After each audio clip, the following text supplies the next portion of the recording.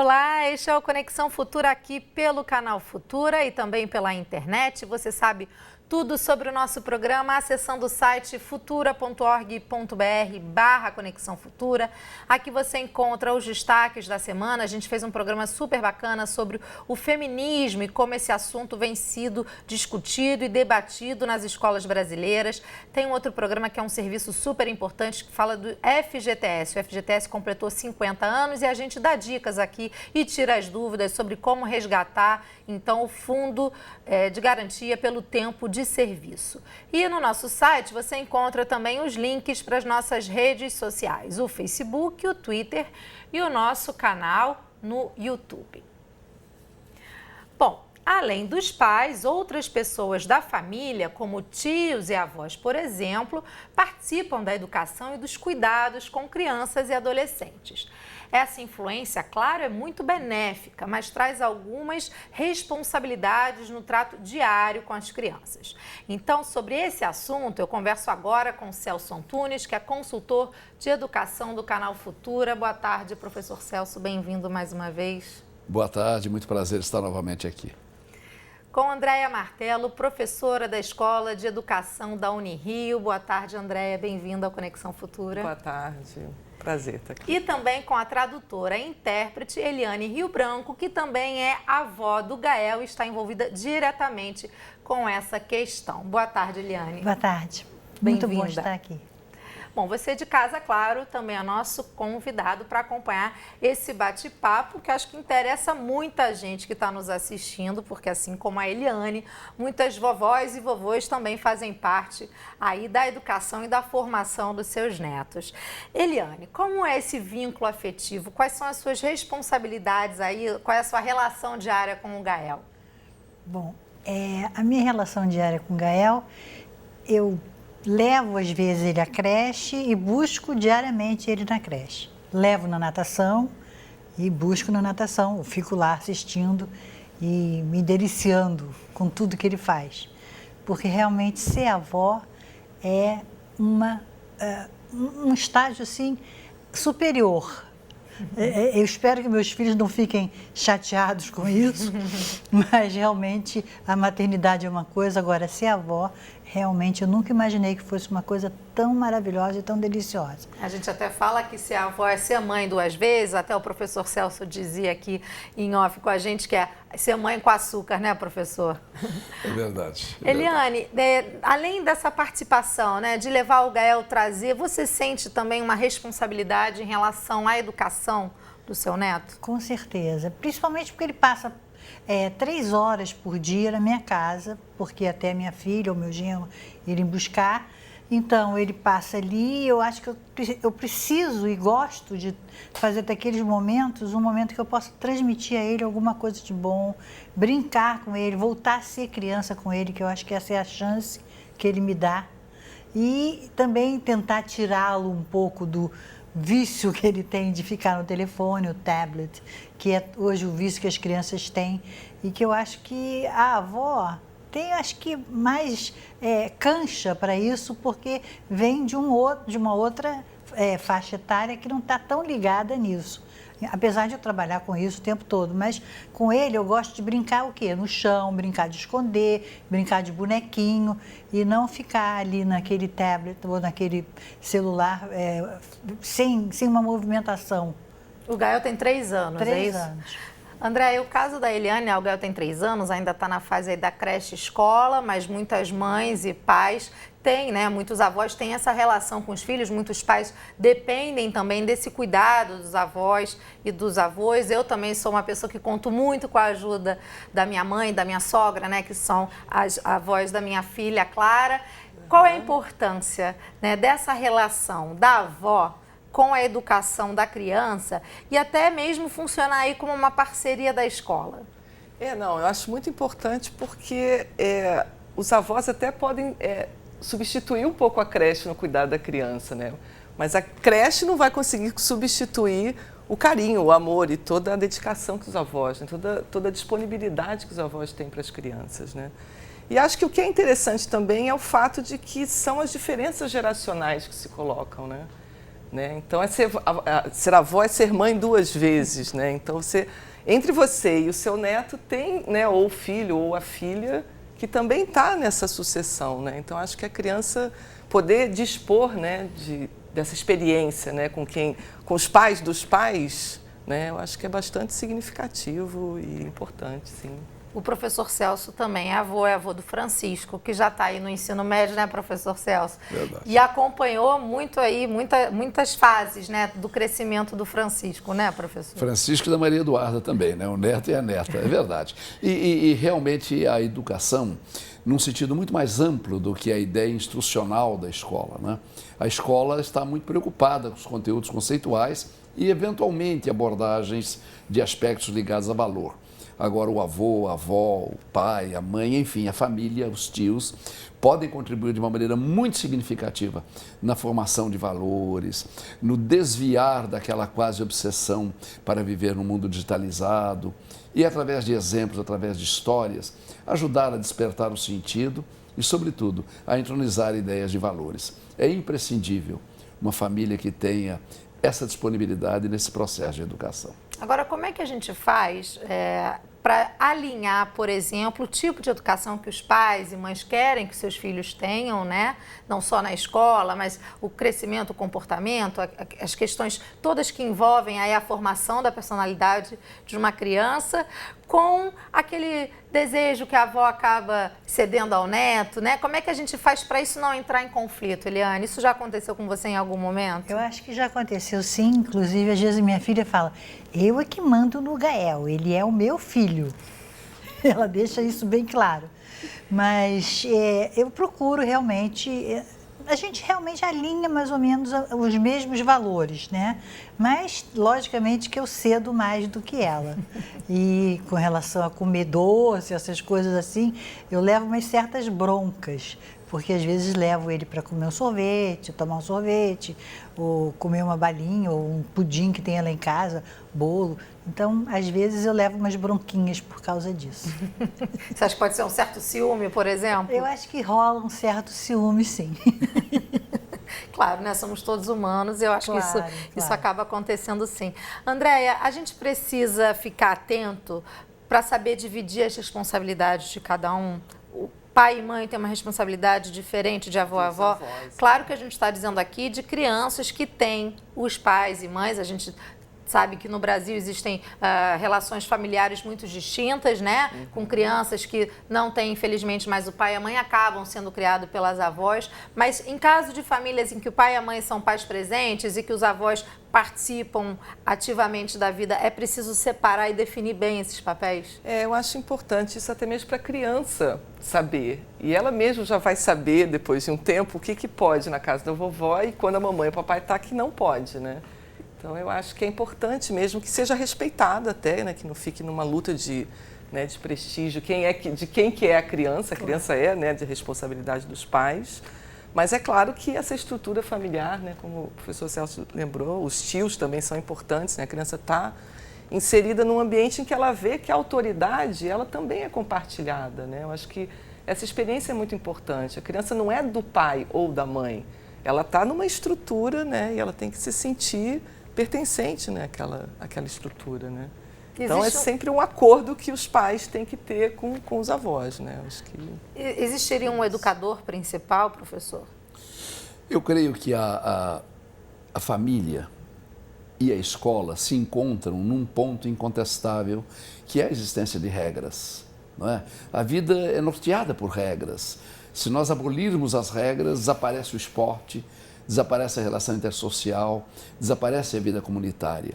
E é muito importante que pais e que avós trabalhem regras que não são necessariamente as mesmas, como as regras do vôlei não são as mesmas do futebol, mas sentir que há regras, sim.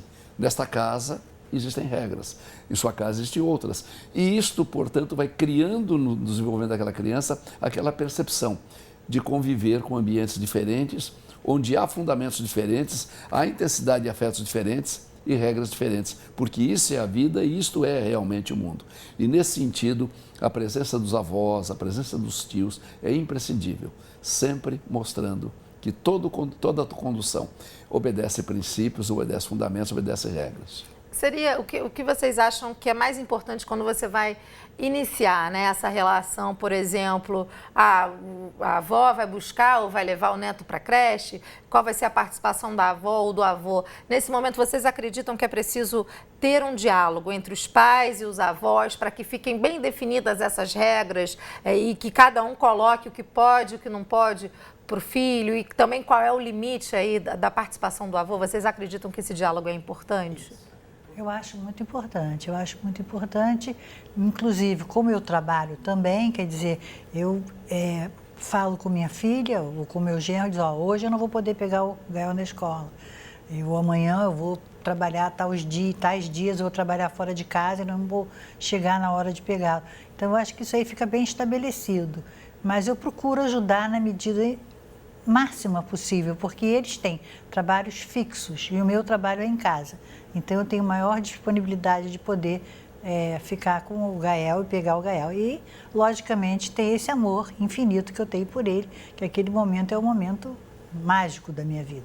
Esse diálogo é importante, André, até para que no futuro, em casos de conflito, como a gente já colocou, que as arestas possam ser aparadas. Sim. E você entender qual é a expectativa dos pais em relação ao crescimento do filho. Sim, acho também importante que para a criança isso fique claro, né? Que os adultos que estão envolvidos no seu cuidado, eles conseguem compartilhar regras, né? Dividir as responsabilidades, né? A partir de um acordo e de uma conversa, né? Então, acho que para a criança é muito importante ela também, né, tá segura que essa relação é uma relação bem estabelecida, né? E não uma relação de disputa, né? Ou de alguém entrar na área do outro, né? Então, acho que para todo mundo isso acaba sendo importante. Tem que haver uma concordância. Né? E, logicamente. A escola precisa saber também que a criança, né, que o estudante tem essa educação, vou chamar assim, perdão, professor, o senhor até me corrija, dessa educação compartilhada, né? Que essa criança passa momentos com os pais, momentos com os avós. A escola precisa saber disso, até porque isso pode influenciar, de uma certa forma, o rendimento da criança. O que o senhor acredita do papel da escola? Eu creio que a grande educação, no lar ou na escola, ela é pautada em desafios. A criança, ela precisa ser desafiada. O desafiar ajuda a pensar, ajuda a solucionar problemas, ajuda a buscar caminhos. Agora, a natureza dos desafios que a escola propõe não é a mesma natureza dos desafios que a família pode propor. Enquanto a escola vai desafiando no domínio da língua, na compreensão dos fundamentos da matemática, nos princípios que norteiam as ciências, a família vai educando naquele sentido de ampliar a perspectiva do paladar, do tato, do olfato, da visão, ampliando aqueles desafios do porquê e levando a criança a descobrir esses caminhos. É nesse particular que eu vejo avós e tios imprescindíveis, desafiadores. Abomine, por favor, os pontos de exclamação e encham a casa de uma porção de pontos de interrogação, uma porção de porquês, porque isso induz o pensar e a descobrir. Essa troca de gerações, né, é muito importante até para o próprio crescimento, como o professor Celso falava, Andréia, né, da criança ter um leque aí de histórias, né, de conhecimento. Essa diferença de gerações pode ser interessante também para o crescimento. Sim. Até mesmo como ela tinha dito, né, às vezes até para os próprios avós é muito importante, né, assim, rejuvenesce, traz a gente, nos trazem questões novamente que às vezes, né, na vida adulta já está um pouco amortecida e que só a criança consegue, né, suscitar. E esse repertório cheio de afetos, né, que eu acho que é o importante também e que diferencia um pouco, né, o ambiente escolar do ambiente da família, né. Eu costumo dizer assim, às vezes na escola a criança vai tratar, por exemplo, da questão de onde vieram os bebês, né? A escola vai tratar de uma forma, mas dentro de casa ela vai ter que saber de onde é que ela veio, de que amor ela é fruto, né? E isso é uma transmissão que os avós muitas vezes, né, com o seu amor, né, indicam um pouco essa origem no desejo que a criança muitas vezes é um enigma para ela, né? De onde que ela veio, como é que ela veio, né?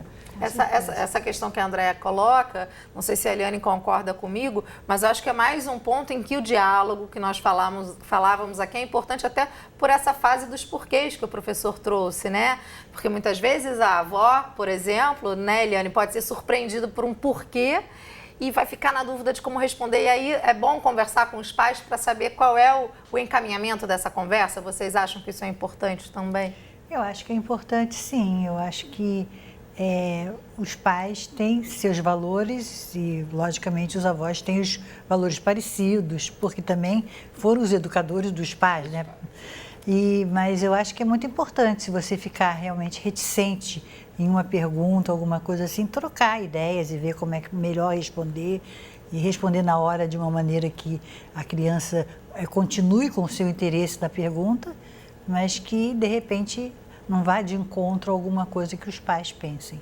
Agora, o que não pode é a criança ficar com respostas diferentes, né, professor? Tanto da escola quanto da família, dos pais. Tem que existir muita coerência. Coerência essa sedimentada pelo amor, mas também se compreender que, pela primeira vez na história da humanidade, está havendo um contraste de gerações muito diferentes. As vovós, as mamães brincaram com a Barbie, cantaram ciranda, cirandinha, brincaram de roda, brincaram de casinha. Os papais brincaram de jogar botão, de mirar papagaio. E as crianças de hoje brincam com o seu smartphone, brincam com o seu celular, com o seu tablet. E é neste momento que isso deve ser permeado pela ternura. Os brinquedos mudaram, mas as regras persistem, né? Os brinquedos mudaram, mas nem por isso mudou aquilo que é essencial, que é o amor que se tem pela pessoa, que é o respeito que se tem pelo outro. Então, acho que é uma oportunidade maravilhosa, onde realmente escola e família se tornam imprescindíveis nesse encontro. Acho que esse tripé é muito importante, né? Isso que eu ia falar, essa aliança, né, essa proximidade da família com a escola, que eu acho que é a fórmula melhor, né? Para não ficarem ambientes muito apartados, né? A escola, a criança ouve uma coisa, na escola ela ouve outra.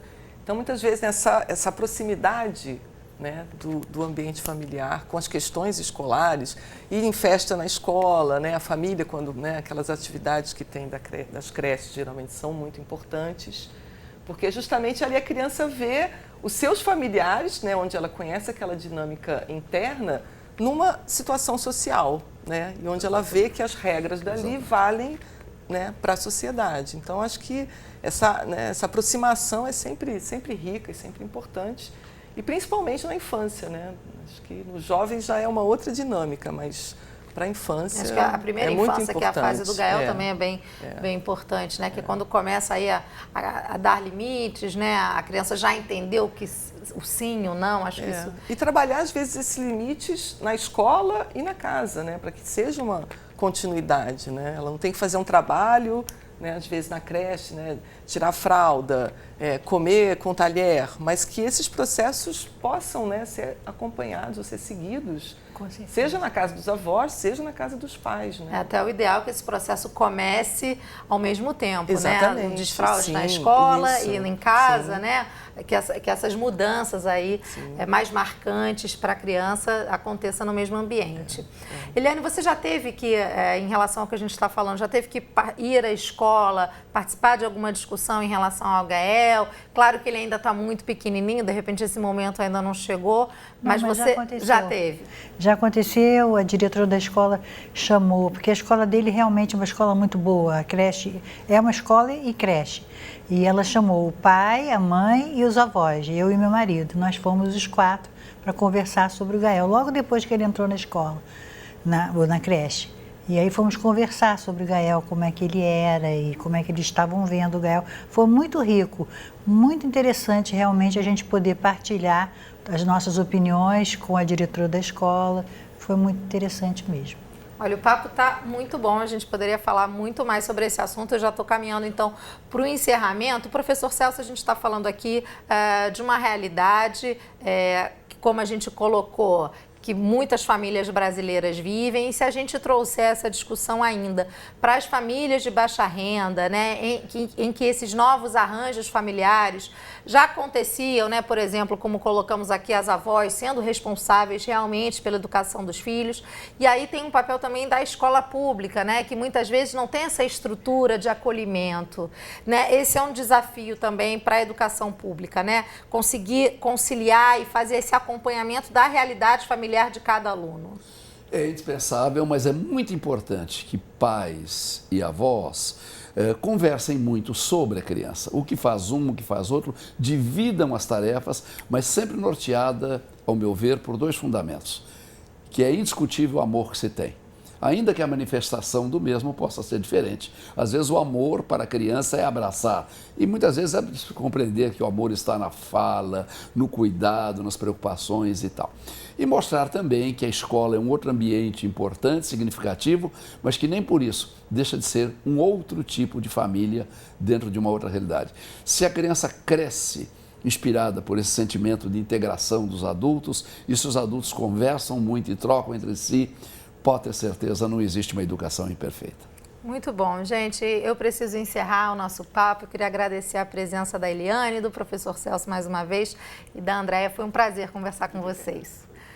Bom, a você de casa, obrigada pela sua companhia de sempre. Eu lembro que o Conexão Futura vai ao ar de segunda a sexta na tela do canal Futura, na sua TV, mas a gente está sempre, a qualquer hora do dia e da noite, no nosso site futura.org.br/Conexão Futura. Está aí na tela para você os horários da nossa programação. Acesse o nosso site para rever esse e outros programas e compartilhe aí pelas suas redes sociais. Um beijo para você e até a próxima.